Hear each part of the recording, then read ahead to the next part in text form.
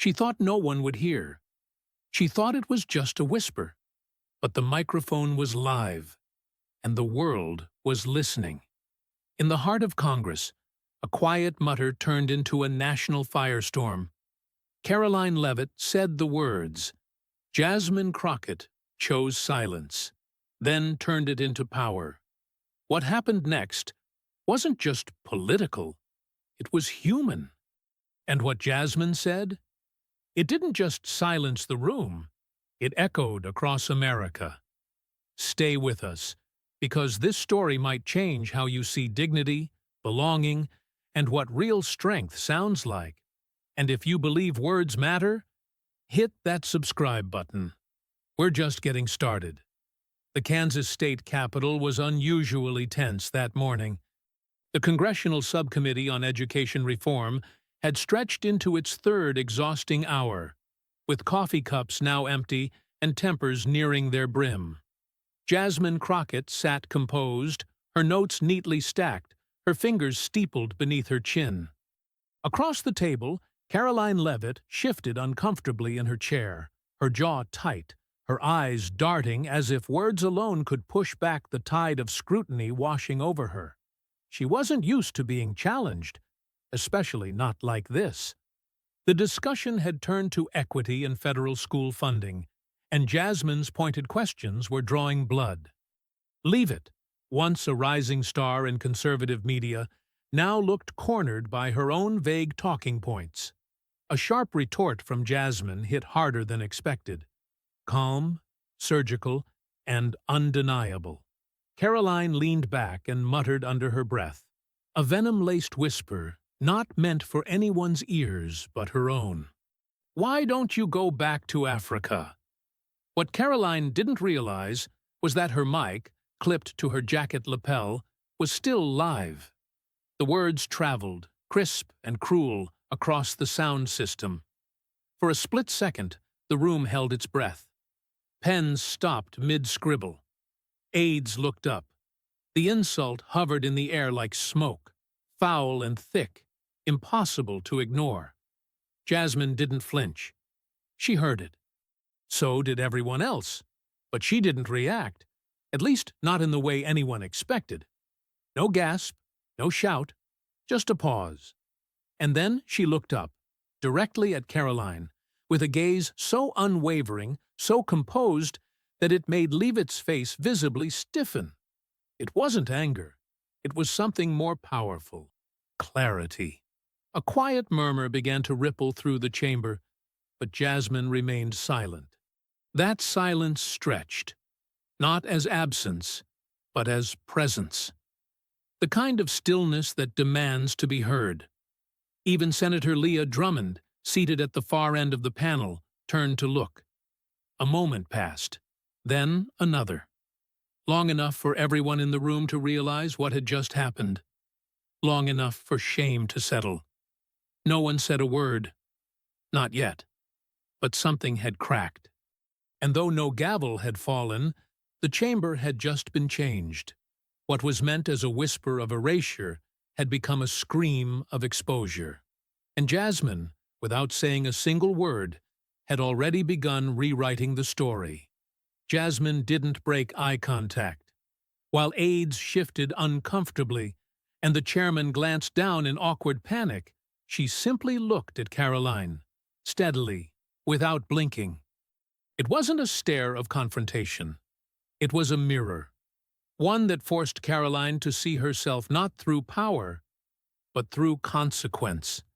And for a woman used to controlling narratives, it was unfamiliar territory. Karoline squirmed. The corners of her mouth twitched as if grasping for a smirk that wouldn't land. Her hands fidgeted, suddenly unsure of their purpose. For the first time that day she seemed small, not because Jasmine diminished her, but because her own words had. There's a weight to being seen, for what you've tried to keep hidden. And Jasmine had lifted the curtain with nothing but stillness. The chairman tried to move the session forward. "Let's return to the amendment under discussion," he mumbled. But the damage was already done. Brian, a junior aide seated behind Jasmine, leaned forward slightly, his brow furrowed. He wasn't black. He wasn't even politically aligned with her. But the look in Jasmine's eyes made something in him ache, a silent recognition of injustice that transcended party lines. The cameras had caught it all. The whisper, the stillness, the stare. It wasn't just a moment. It was a tableau. One that would be replayed endlessly by millions in the hours to come. Jasmine's restraint wasn't weakness. It was precision. It spoke louder than outrage ever could. It told the world, I see you. I know what you said. And I will not perform for your guilt. Later, commentators would call it the stare that silenced the room. But in that moment, it wasn't silence they heard. It was accountability. Karoline looked down, her facade cracked just enough to show the fear behind the posture. Because nothing exposes the truth like being looked at by someone who refuses to be moved.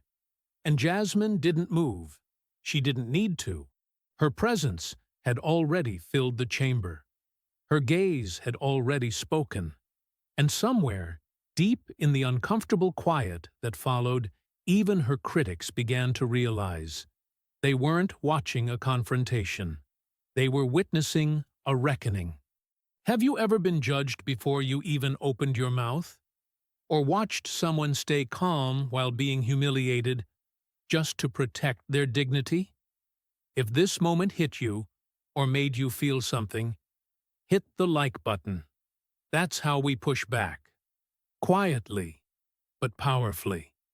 And if you believe stories like this need to be told, subscribe. We're not here to shout. We're here to remember that truth speaks loud enough on its own. It didn't take long. Before the hearing had even adjourned, the clip was already on X. A 10-second segment, Karoline's whisper, Jasmine's stare, and the unbearable silence that followed, was sliced and shared with captions like, "She really said that? On a live mic?" And, "This is how you carry centuries of grace." By the time the committee wrapped, Nardhauer's Go Back to Africa was trending, and not in Karoline's favor. Comment sections ignited like wildfire. Some defended it as a misunderstood comment. Others insisted it was just the heat of debate. But millions knew better. They didn't need context to recognize contempt. They didn't need a transcript to know what they heard. In an age where every second is documented, there are no safe whispers. Not anymore. Mainstream media caught on by evening. CNN replayed the footage with legal analysts dissecting it frame by frame. Fox News tried to spin it, calling it an unfortunate moment blown out of proportion. But the visual was too stark to ignore. A black woman enduring a racist remark in Congress, responding with nothing but dignity. The narrative had already outrun the spin cycle. Jasmine's office released no immediate statement. And that silence only fueled the momentum. Speculation grew. Was she furious? Was she planning legal action? Or was her silence the strategy? People debated it endlessly, but most agreed. Her calm had made Karoline's venom even louder. The story wasn't just about the slur. It was about the composure that answered it. TikTok creators began stitching the clip into poetry, spoken word, and reenactments. Educators used it in classroom discussions. Civil rights lawyers referenced it in blog posts. The moment had transcended the hearing. It had become a cultural checkpoint. Not because it was the first of its kind, but because it was one of the few that unfolded live, unfiltered, and undeniable. And in every corner of the internet, from Black Twitter threads to suburban Facebook groups, people kept returning to the same conclusion. Jasmine didn't need to scream. She didn't need to clap back. She didn't need to perform. She just stood in the fire and didn't flinch. And somehow, that made everyone else burn. The next morning, the press was gathered outside the Capitol like vultures circling a moment. Jasmine Crockett emerged not with an entourage or a prepared script, but with a single folder in her hand and a calm that unsettled every microphone shoved toward her. She didn't smile. She didn't posture. She simply stepped to the podium and waited for the noise to die on its own. When she finally spoke, her voice was low and steady, measured, not muted. What was said yesterday was not surprising. It was simply recorded, she began. The crowd hushed. This isn't about one person's words. It's about what's allowed to fester in silence. She didn't mention Karoline by name.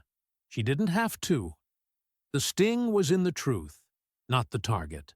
She continued, weaving personal history with national reality. Her grandmother's schoolhouse with broken windows. Her mother's rejection from a college that had never admitted a black applicant. Her own journey, book by book, law by law, to this very moment. We are not guests in this building, she said. We are architects of its future. Every sentence struck like a soft hammer. Never violent, but reshaping something. Reporters who came expecting fireworks were now scribbling furiously to capture the stillness. Grace under pressure, one commentator would later say. She didn't just respond. She reframed the entire conversation. And it was true. Jasmine hadn't defended herself. She had elevated the moment beyond herself. Her closing line would echo across the country within hours. I belong here, and I'm staying. No anger, no apology, just the undeniable presence of someone who had nothing to prove and everything to continue building. A single sentence, delivered without flinch, that sliced through the air like a verdict no one could appeal. By sundown, that quote was painted across murals, printed on shirts, and pinned to the walls of classrooms. Because it wasn't just about her. It was about everyone who had ever been asked, directly or indirectly, to justify their existence. And in that moment, Jasmine became more than a congresswoman. She became a mirror and a megaphone for quiet, relentless belonging. The ripple effects of Jasmine's silence didn't end with the press conference. In classrooms, barbershops, and kitchen tables, Americans from every background began to talk, not just about what was said, but how she responded. There was something magnetic about the way she held the moment. It wasn't just restraint, it was mastery. And people felt it in their bones. Veterans called in to radio shows, recalling moments when silence saved lives more than orders. High school teachers printed her photo beside quotes on dignity and courage. One woman, a retired nurse from St. Louis, posted a handwritten letter on Facebook that read, Jasmine Crockett showed my granddaughter what real power looks like. Not in the yelling, in the knowing. Even skeptics, those who didn't align with her politically, found themselves disarmed. Because her response wasn't partisan, it was human. It spoke to something deeper than ideology, the universal hunger to be seen, respected, and heard without having to raise your voice. Jasmine didn't flip the table. She reminded everyone that she had built the damn thing. Social media lit up with reaction videos, emotional retellings, and raw testimonials. A pastor in Atlanta played the clip during Sunday service, followed by a sermon on restraint as spiritual armor. A YouTube channel for veterans did a breakdown of her body language, calling it command presence without aggression. People weren't just moved. They were studying her. The true reversal wasn't that Karoline looked bad. It was that Jasmine made composure aspirational again. In an era of viral clapbacks and theatrical outrage, she'd offered something else entirely. The example of a woman who could endure venom and still speak in measured thunder. She'd reminded the country that sometimes the strongest voice is the one that waits. And as the noise continued, headlines, hashtags, hot takes, Jasmine remained still. Not because she had nothing more to say, but because she had already said enough. And in a country that often equates noise with relevance, she reminded everyone that silence, when anchored in truth, can shift the whole room. Karoline Leavitt's team moved quickly. Within hours of the clip going viral, her communications director issued a statement claiming the words were misheard. She said, "Go back and check the facts, not what people think they heard," the release insisted. But no one was buying it. The audio was clear. The damage, undeniable. The excuse felt hollow, like trying to tape a broken dam with tissue paper. News anchors dissected her phrasing on slow-motion playback. Linguists were brought in to analyze tone and syllable. It became painfully obvious. This wasn't a misunderstanding. It was a mask slipping, and America saw it. The more Leavitt tried to rewrite the moment, the more she unraveled. What started as a whispered slur was now a loud indictment. Her usual allies hesitated. Some issued lukewarm defenses, while others remained eerily silent. Behind closed doors, party strategists panicked. Leavitt had become a liability, not a leader.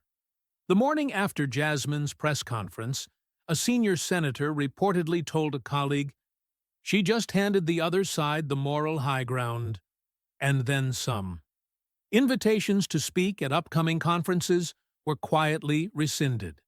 A planned op-ed was pulled by the publisher. Donors began asking questions, not about the remark. They knew what was said.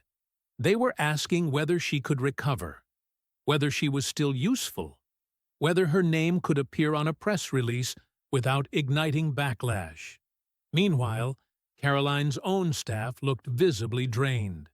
Brian, the same aide who had sat behind Jasmine during the hearing, was seen leaving Leavitt's office with his badge in his hand. When reporters asked if he was quitting, he simply said, "I'm not sure I can keep pretending." It wasn't just public opinion turning. It was proximity. And yet, the most damning moment came not from any press outlet, but from Leavitt herself. In a late-night livestream intended to clear her name, she broke down mid-sentence, not from remorse, but from frustration. "This cancel culture," she spat, "is out of control." But what the public saw was someone unraveling, not because she'd been silenced, but because she'd finally been heard. The ripple didn't stop at politics. Across campuses, workplaces, and churches, the incident was repurposed as a national lesson in civics and conscience. Professors used it to launch discussions on systemic bias.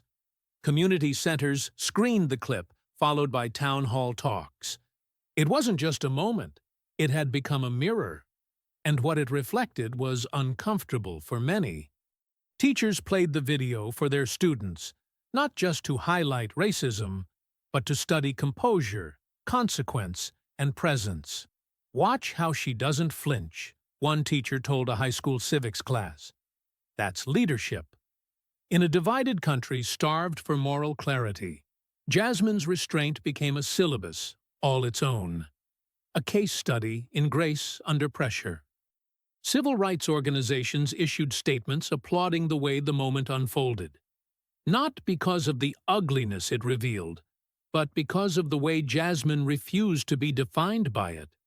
Her response wasn't just survival, it was strategy. And in the silence that followed her gaze, millions found language for their own past humiliations. Conservative commentators, meanwhile, struggled to reframe the narrative. Some tried to pivot. This isn't about race, it's about miscommunication. But the country wasn't listening, because they had seen it happen, unedited. They had felt it land, and no amount of spin could unsee what had been made plain on live television. In interviews days later, Jasmine declined to dwell on Karoline. "I don't think about her," she said simply. "I think about the kids watching, the ones who've been told to shrink before they speak." That line alone became a viral soundbite, repeated in clips and captioned across millions of screens. She had turned the insult into instruction. And maybe that was the most powerful twist of all. What Karoline intended as erasure had become education. What was meant to humiliate had, instead, clarified the stakes of the moment. And through that lens, even those who didn't know Jasmine Crockett's name before the hearing now saw her not just as a politician, but as a teacher the country didn't know it needed. Behind the cameras and headlines, something rare began to unfold inside the Capitol's marble halls. Whispers of private conversations emerged. Senators, aides, and committee chairs quietly acknowledging what had happened. Not the slur. That part was easy to condemn. What unsettled them was Jasmine's response. Her silence had exposed more than a colleague's prejudice. It had exposed their own complicity. A Republican congressman, long known for his rigid stances, was overheard telling a staffer, "That woman made me feel ashamed, and I don't even agree with her." Another aide confessed in an internal memo that Jasmine's stare spoke louder than any protest sign I've ever seen. Across both aisles, the discomfort wasn't about politics. It was about conscience. Some members began revisiting past decisions, votes cast too casually, comments ignored, meetings skipped. Jasmine's stillness had acted like a mirror, and many didn't like the reflection. She hadn't just made Karoline look small. She'd made the entire institution look inward. And in that rare moment of institutional vulnerability, something shifted. Leah Drummond, the committee chairwoman, initiated a closed-door dialogue on racial bias in congressional behavior. It wasn't a press stunt. There were no cameras, just a circle of lawmakers, stripped of titles, being asked hard questions by a woman who never raised her voice.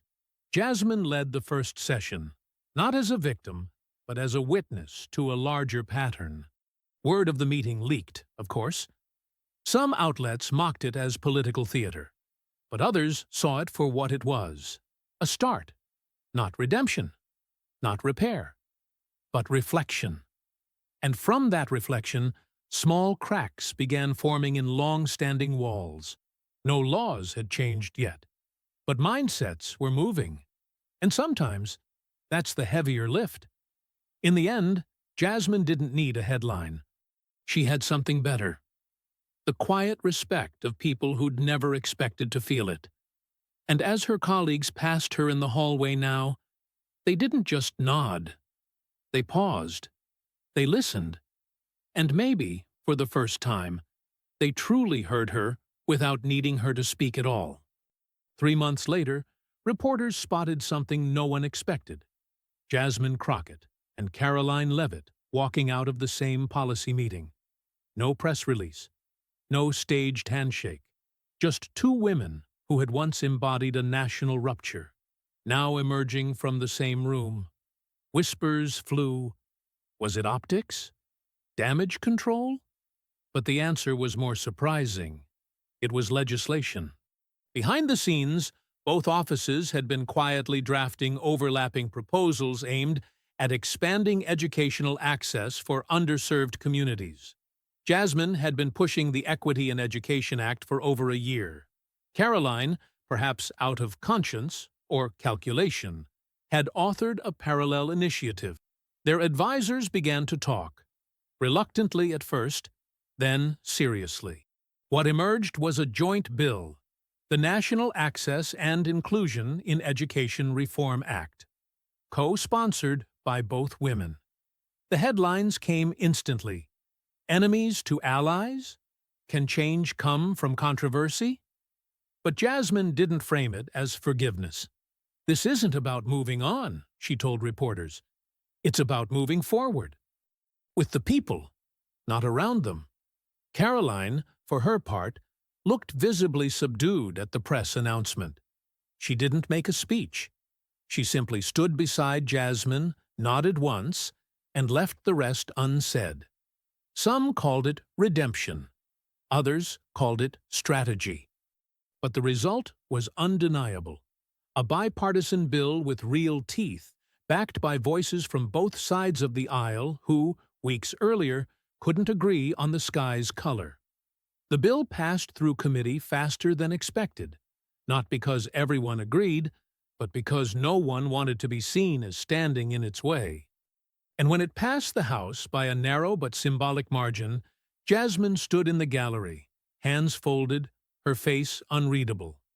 Karoline wasn't there, but her signature was, and that, for now, was enough. In interviews afterward, Jasmine was clear. "It's not unity," she said. "It's accountability with action." She didn't thank Karoline. She didn't offer grace where it wasn't earned. But she allowed progress to grow in the space where conflict once stood, and that, perhaps, was the most radical form of leadership of all. Years from now, people may forget the name of the subcommittee or the exact bill that followed, but they won't forget the moment, that look, that pause, that stillness that spoke louder than outrage ever could. In a nation addicted to noise, Jasmine Crockett had offered something different: quiet power. And it left an imprint deeper than headlines. For Black women across the country, it wasn't just inspiring, it was familiar. The restraint, the poise under fire, the choice to stay standing when every nerve tells you to shout. Jasmine hadn't reinvented strength. She had reminded everyone what it's always looked like. Generations saw themselves in her silence, and for once, the country had to listen. The moment became more than a scandal. It became a study. Law schools, media courses, and even theology programs began referencing it. Not because it was dramatic, but because it was surgical. A woman faced with racism, choosing to transcend it without erasure. That's not performance. That's presence. And presence, Jasmine had proven, changes everything. Murals of her stare appeared in cities from Oakland to D.C. College graduation speeches quoted her final line, "I belong here, and I'm staying." And in coffee shops, subway platforms, and boardrooms, people invoked her name in moments of tension, not to escalate, but to anchor. She had become a symbol, not of confrontation, but of calibration. Even those who once dismissed her began to rethink their assumptions, because Jasmine didn't just win the moment, she transformed it. What was meant to reduce her had instead expanded the national imagination of what leadership looks like. She didn't ask for the spotlight, but when it found her, she turned it into a lantern. And maybe that's why this story endures. Not because it was loud, but because it was true. In a room built to drown out voices like hers, Jasmine Crockett didn't raise her voice. She became the silence that made everyone else quiet down and listen. Jasmine Crockett didn't raise her voice. She didn't clap back. She didn't storm out. She stood her ground and let the silence speak for her.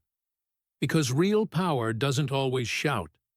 Sometimes it just looks you in the eye and doesn't blink. This wasn't just about politics. It was about belonging. It was about being told again and again that you don't fit, and choosing, without rage, to say, "I do, and I'm not leaving." So now it's your turn. Have you ever been treated like you didn't belong, even when you had every right to be there? Do you believe dignity should be louder than hate? Then give this story a like. And if you believe voices like Jasmine's matter, subscribe. That's how we remind the world. Silence, when rooted in truth, can echo louder than any slur. And don't go far, because the next story, it might make you rethink everything you thought power looked like.